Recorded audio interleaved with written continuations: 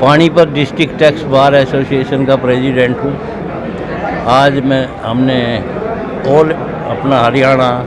Tax bar association की तरफ से ये प्रोग्राम किया है और सारे भाई पंचकूला से लेके नारनौल, रेवाड़ी और गुड़गांव, फरीदाबाद सभी जगह से सभी ऑफिस बियरर आए हुए हैं और जिससे तकरीबन 18 जिलों से आए हुए हैं। और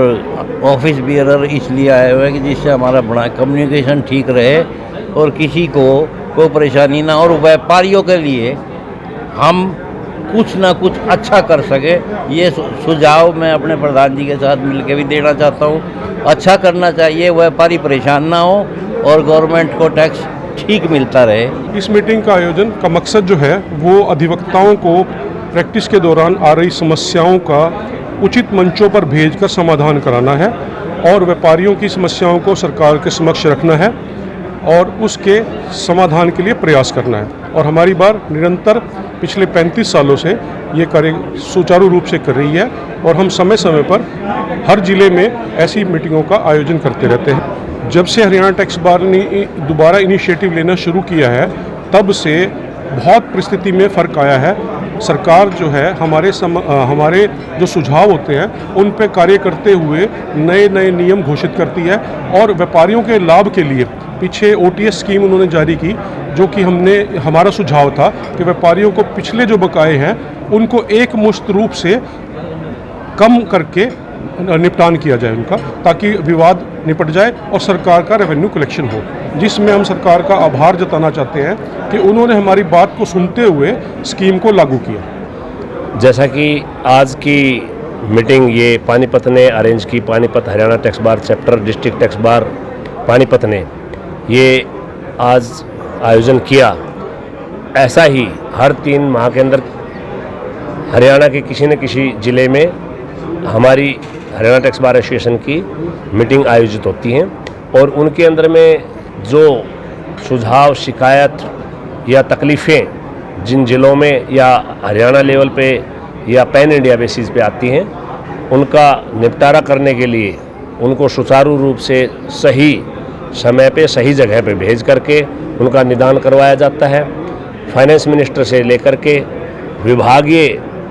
जो अफसर हैं, आला अधिकारी हैं, जहाँ पर कंप्लेंट को जाना चाहिए वहाँ कंप्लेंट भेजते हैं, ग्रीवेंस भेजते हैं और उन ग्रीवेंसीज का निपटारा करवाते हैं। हमारी बार सुचारू रूप से ये व्यवस्था बनाने में सफल रही है कि व्यापारियों को ज़्यादा से ज़्यादा सुविधाएं मुहैया करवाए और कम से कम दिक्कतें आए, टैक्स जो उनके भरने में जो उनको एक सरलता मिले और वो हम अपनी बार के माध्यम से चिट्ठियां लिख करके सुझाव और शिकायतों के माध्यम से हम डिपार्टमेंट को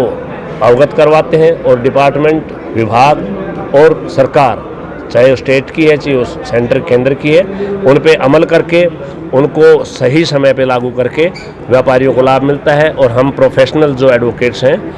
वो भी हम अच्छे ढंग से, सही ढंग से इस टैक्स प्रोफेशन के अंदर में प्रैक्टिस करने में सफल होते हैं। किस तरह की समस्या आती है, उसके समाधान के लिए क्या किया जाता है? हाँ, समस्याएं जैसे कि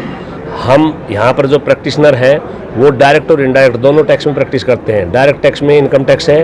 और इनडायरेक्ट के अंदर में जो जितने भी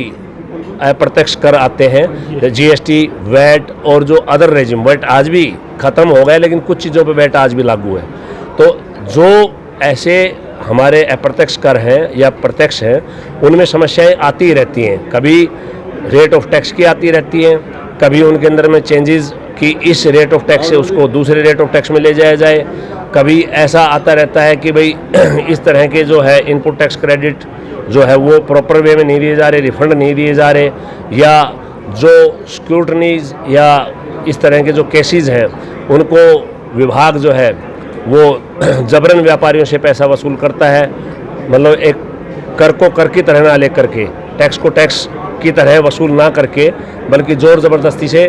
दूसरे तरीके से टैक्स को वसूल करते हैं। तो उन चीज़ों के समाधान के लिए हमारे पास में जो भी सुझाव शिकायतें आती हैं उनको हम grievance committee, redressal grievance committee हमारी स्टेट की भी, सेंटर की है, उनमें पुटअप करते हैं, उनके तहत उनका निदान करवाते हैं